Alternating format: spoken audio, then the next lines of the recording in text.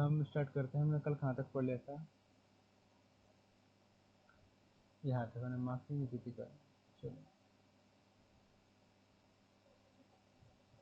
हमने कल यहाँ तक पढ़ लिया था ना। स्टार्ट करते हैं। आज इस क्लास का हमारा सेकंड लेक्चर है इस चैप्टर का।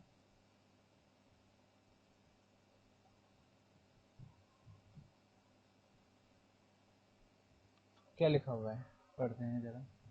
दो बीज टू लेयर्स है। कौन कौन से दो टू लेयर्स की बात कर रहा है? ये है सीमा, सीएल और सीमा, सीएल और सीमा। सिलिकेट एल्यूमिनियम से बनी हुई लेयर, सिलिकेट और मैग्नीशियम से बनी हुई लेयर्स की बात कर रहे हैं। तो क्या है? दो बेशक, दो का मतलब क्या कहते हैं? बेशक दो these two layers are in solid state। बेशक ये दोनों स्टेट क्या है? सॉलिड फॉर्म में है। The lighter sial is considered as floating on the denser sima layer. पर फिर भी हमारा जो सीएल है ना, सीएल जो लेयर है वो इतनी हल्की होती है, जो बड़ी वाली, जो भारी वाली जो डेंसर लेयर होती है सीमा लेयर, वो उस पर फ्लोट करता है। वो कहते हैं arrangement of sial floating on the sima forms the basis of Wegener's continental drift theory. अब वो कह रहा है इस अरेंजमेंट की वजह से, इस पोजीशन की वजह से, इस जैसे जिस तरह से रखी हुई फ्लोट करता है, तो इस अरेंजमेंट की वजह से ना एक थ्योरी फॉर्म होती है ना। तो इसलिए इससे एक बेस प्रिपेयर होता है, सॉरी की थ्योरी नहीं, एक बेस तैयार होता है। एक बेस तैयार होता है किसका? एक थ्योरी है Wagner's continental drift theory. Wagner's continental drift theory. तो उसका एक बेस ना इस चीज़ से तैयार होता है। सर ये क्या चीज़ है? आई डोंट थिंक आपके चैप्टर में दी है। एंड सुपर कॉन्टिनेंट पेनेजिया, पेनेजिया है ना। तो ये दो थ्योरी है, उनका उनका बेस यहाँ से तैयार होता है इस अरेंजमेंट की वजह से। अब दोनों थ्योरी क्या है वो उसमें नहीं है। हाँ फिर भी आपको इंटरेस्ट है जानने का, तब गूगल कर सकते हो, किसने नहीं रोका।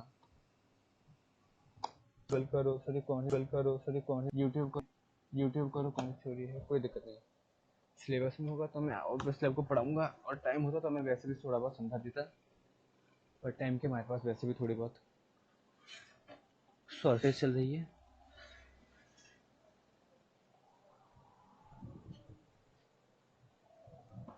ठीक है, तो आगे पढ़ते हैं जरा।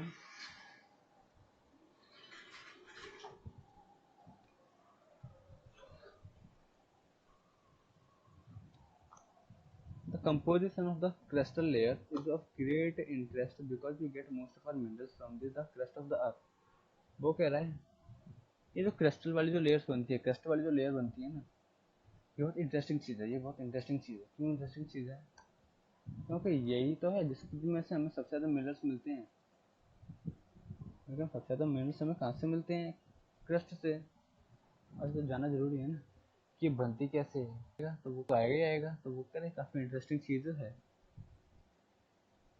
ठीक है। It also has valuable soil layer. इसके पास एक सॉइल लेयर भी होती है। हाँ,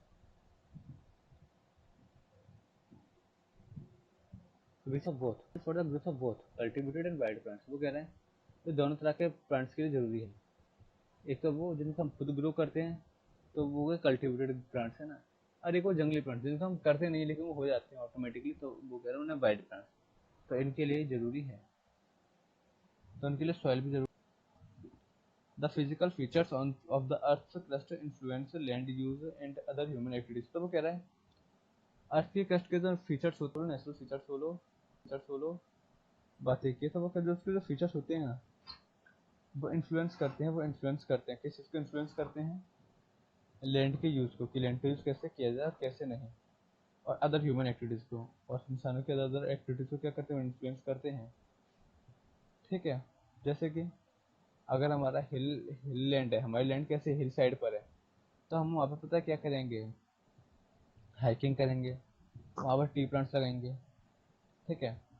अगर वो हमारा लोकेशन क्या वाली जगह पर है, ग्रासलैंड वाली जगह पर है, तो वहाँ पर हाइकिंग वगैरह नहीं करेंगे। वहाँ पर क्या करेंगे? जनरल वॉक करेंगे। ठीक है। और जनरल टी प्लांट की जगह कोई नॉर्मल प्लांट्स लगाएंगे। तो हमारी एक्टिविटी हुई या नहीं हुई? हमारी एक्टिविटी इन्फ्लुएंस हुई या नहीं हुई? हो गई। ठीक है, वो लिखा हुआ है। The density of human population also depend on the nature of the relief features in area. वो कह रहा है इंसानों की डेंसिटी भी जो है ना, वो भी इस फीचर पे डिपेंड करती है। वो भी इस फीचर पे डिपेंड करती है। तो इंसानों की पॉपुलेशन कैसे डिपेंड करती है कि हमारा ये लैंड कैसी है। अरे ऑब्वियसली आता है माउंटेन साइड पर इंसान कम रहेगा, लेकिन जो ग्रास लैंड होंगे, लो लैंड होंगे, वहाँ पे तो इंसान ज़्यादा रहेंगे ना। तो वो चीज़ है, तो इसी पे डिपेंड करती है।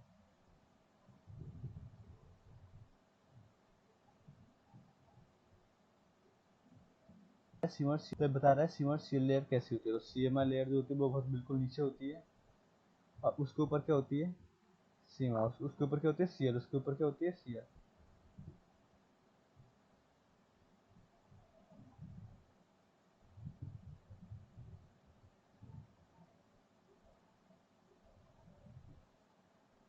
ये आपको अर्थ का इंटीरियर दिया हुआ है।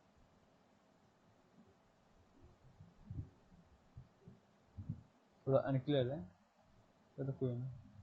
अब देखो हमने तो एक लेयर पढ़ा, अभी तक हमने कौन सा लेयर पढ़ा, एक लेयर लिथोस्फीयर है ना।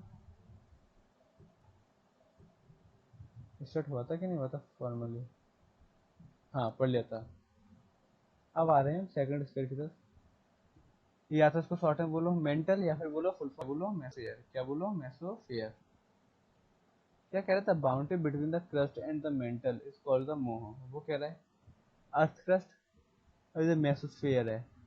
Earth crust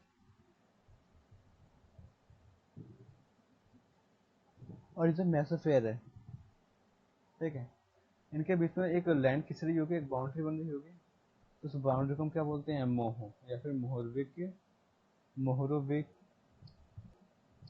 discontinuity. सर कहाँ है, जरा दिखाना जरा। ये रही, ये लाइन बन रही है इसके, इसके और इसके बीच में मोह,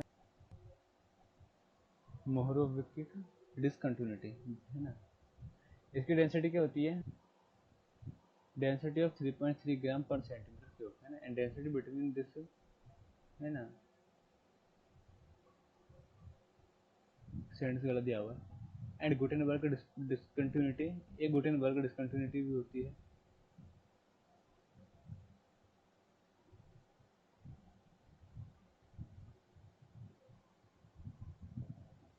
है ना। अच्छा, गुटेनबर्ग डिसकंटिन्यूटी क्या होती है, ये उस लाइन को बोलते हैं जो कोर के बीच में और मेसोस्फेयर के बीच में होती है, कोर और मेसोस्फेयर के बीच में। तो कोर आपका ये रहा, ठीक है, और मेसोस्फेयर आपका ये रहा। इसके बीच में और इसके बीच में ये जो है येलो वाला एरिया, ये क्या हो गया आपका गुटेनबर्ग डिसकंटिन्यूटी। गुटेनबर्ग डिसकंटिन्यूटी इसका वो क्या होता है, डेंसिटी 3.7 ग्राम पर सेंटीमीटर क्यूब, ठीक है। द मोहो और the Mohorovicic layer was named after the Yugoslav scientist. तो ये जो नाम था ये यूगोस्लेव साइंटिस्ट के ऊपर रखा गया था, है ना। एंड्रिया मोहरोविकिक वो डिस्कवर्ड हुए थे। इनका पूरा नाम क्या था, यूगोस्लाव एक जगह है, यूगोस्लेविया बोलते हैं इस जगह को। तो एक जगह है, वहाँ के साइंटिस्ट थे ये, क्या नाम था इनका, एंड्रिया मोहरोविकिक। तो उनके नाम पर इसका लेयर का नाम रखा गया, ठीक है। The Gutenberg discontinuity was named after the German seismologist named Benno Gutenberg। अब क्या है, गुटेनबर्ग डिस्कंटिन्यूटी किसके नाम पर रखा गया, एक जर्मन सिस्मोलॉजिस्ट थे, क्या नाम था उनका, बेनो गुटेनबर्ग, है ना।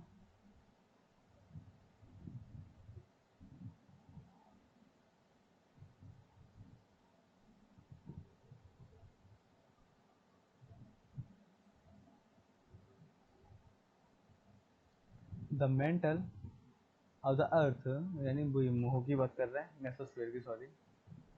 The mental of the earth lies below the crust. Sir ये क्रस्ट के नीचे होता है, ठीक है, क्रस्ट के अंदर की तरफ होता है। The mental has an average thickness of 2840 kilometre. इसकी जो थिकनेस होती है वो इतनी होती है। It consist of mixed silicates. ये किस किस से मिलकर होता है, इसमें सिलिकेट्स, सिलिकेट भी होती है, मैग्नीशियम भी होता है, आयरन भी होता है, एडिचिन ऑलिवाइन, और ऑलिवाइन भी होता है। The density of the mental itself varies between 3 ग्राम पर centimetre cube two 5.5 gram centimetre cube, यानी इसकी वो है डेंसिटी इस रेंज के बीच में रहती है, इस रेंज के बीच में रहती है। कम से कम 2-3 हो जाएगी, ज़्यादा से ज़्यादा 5.5 हो जाएगी, ठीक है। तो आपको ये क्या था, मेसोस्फीयर था। एक है आपका एस्थेनोस्फीयर, अपर मेंटल, एक है आपका asthenosphere, upper mantle.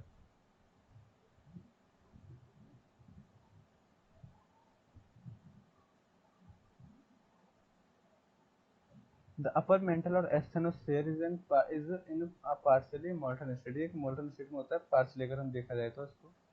The velocity of the earthquake waves decreases in it and hence it is referred to as the lower velocity zone. तो वो कह रहा है एक ऐसा लेयर है, एक ऐसा लेयर है, देखो मैं यहाँ पे दिखाऊँ कहाँ पे दिखेगा आपको ये।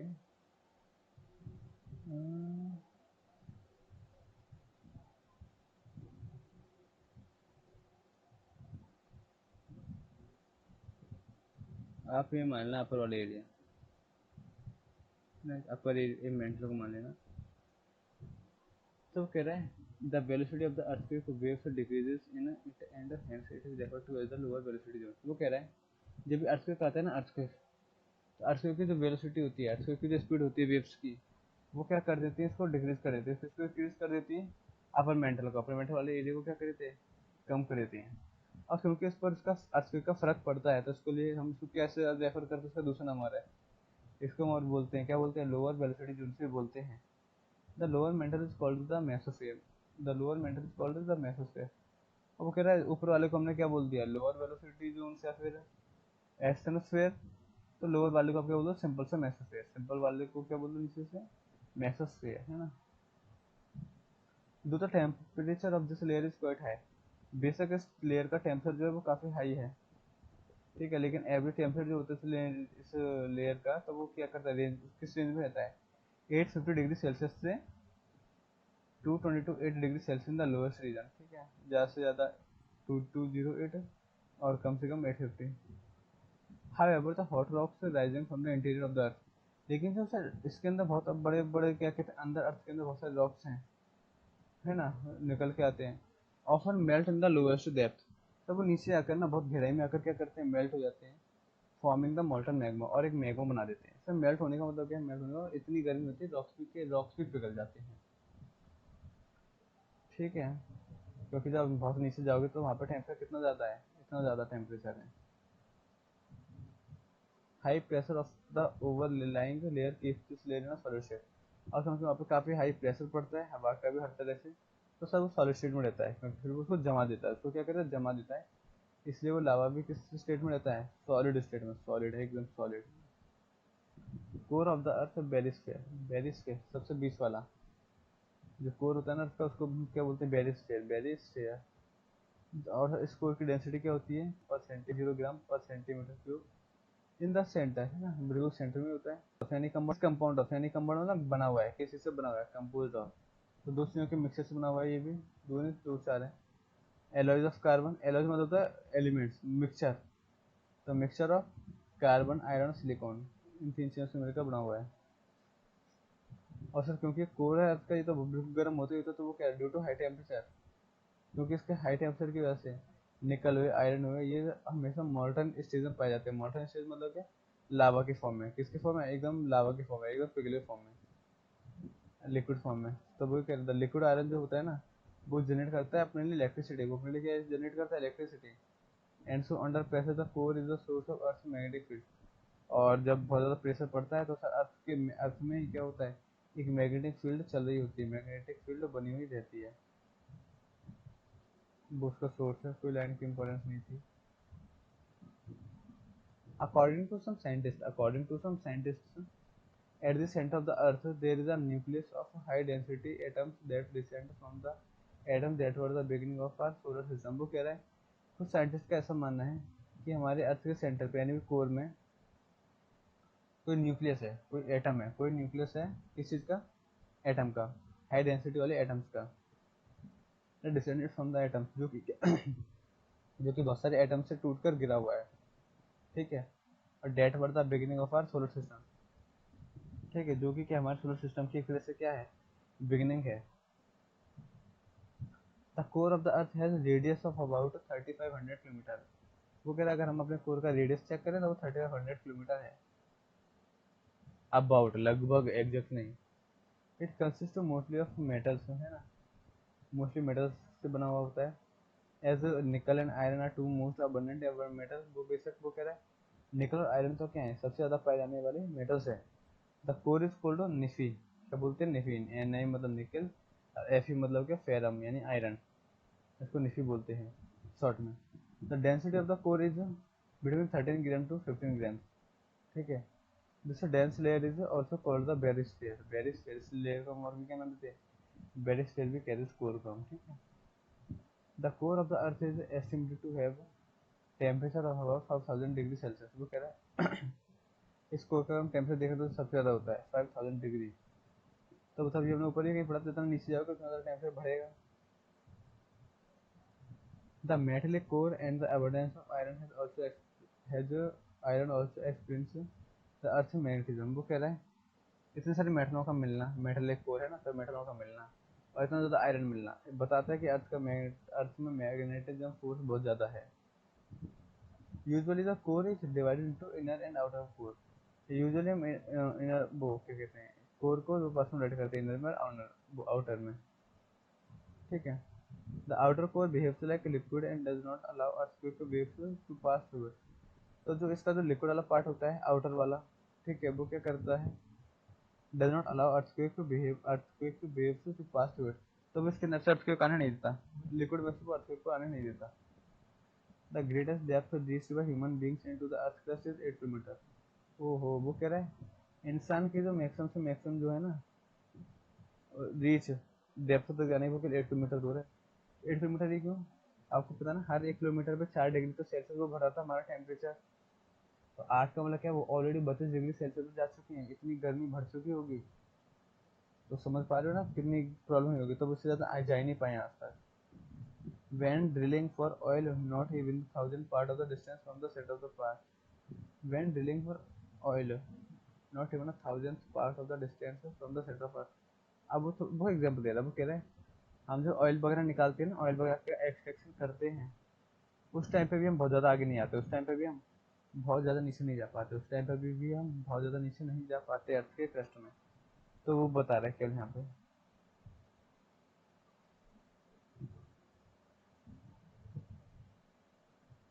तो चैप्टर ही खत्म हो गया। मैं तो सोचा था इसमें 3 दिन लगेंगे, ये तो दूसरे दिन में खत्म हो गया। यानी कि अगर मेरी कल तबीयत ठीक होती तो कल हमारे चैप्टर सही हो जाता, खत्म हो जाता। चलो कोई नहीं, फिर इसका होमवर्क क्वेश्चन ट्राई करना। What do you mean by earth, what do you mean by earth crust या फिर क्रस्ट बाय अर्थ कर लोगे। लिथोस्फीयर को मिनरल सिल्क भी बोला जाता है, सबसे ज़्यादा मिनरल्स इसी मिलते हैं। इंटीरियर स्ट्रक्चर को समझा देना,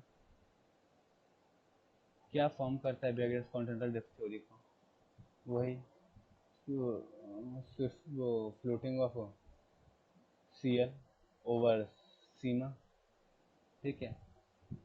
wise composition of crystal layer of the earth is of great interest, क्योंकि हमें पता होना चाहिए, हमें पता होना चाहिए, हमने पढ़ा था भी, ठीक है, हमें पता होना चाहिए। और इस चीज़ से हमारा क्या करता है सीएल, इससे हमें इस थ्योरी का बेस भी मिलता है, ये भी लिख लेना। व्हाट इज मोहरिबिक डिसकंटिन्यूटी, वही अर्थ क्रस्ट और आपकी क्या लेयर थी वो मेसोस्फेयर के बीच की जो बाउंड्री होती है उसको बोलते हैं मोहरिबिक डिसकंटिन्यूटी, ठीक है। इसका लेयर उसका वो भी लिख देना, क्या कहते हैं density. State the composition of sial layer बता देना, दूसरे उसमें लिखना होता है सिलिकॉन और एल्यूमिनियम, और इसे लिख देना अगर लिखना चाहो तो, ठीक है। What is the sima layer consist of silicon और magnesium, where it is located, कहाँ पे लोकेटेड होती है बता देना, on the bottom, on the bottom, या फिर जो भी बुक में वर्ड लिखा हो वो लिख देना, ठीक है, on the bottom of the sea level, है ना। Distinguish between sima and sial, ये तो आपका दिमाग वाला क्वेश्चन है, मैं नहीं बताऊंगा। What are two most abundant chemical element in earth crust, silicon हो गया, आयरन वगैरह देख लेना जो बुक में दिया हो, एक बार चेक कर लेना, या फिर कुछ और केमिकल पूछे, सर ये मेटल तो पूछ नहीं रहे, ये रॉक मेटल नहीं पूछ रहे, केमिकल पूछ रहे, तो केमिकल में तो ऑक्सीजन लिख देना, है ना। और आप क्या लिखोगे इसमें, सिलिकॉन लिख देना, सिलिकॉन में वहाँ लिक्विड फॉर्म में मिलता है, केमिकल ही है, इससे लिखा भी हुआ है आपके में, लिखा हुआ है आपके में। Describe the mental of the अर्थ, यानी वो मेसोस्फीयर वाला आपको डिस्क्राइब करना है, कर देना। State the properties of the core of the अर्थ, उसके प्रॉपर्टीज क्या क्या लिखोगे, कुछ फीचर्स लिखना, उस पर क्या लिखना, फीचर्स, कि इसकी लेंथ इतनी है, इसका टेम्परेचर इतना होता है, ठीक है, वो लिखना। डिफाइन सारी करनी है आपको, ठीक है। ओवर करते हैं फिर क्या आज की क्लास को, और क्या करेंगे इसमें।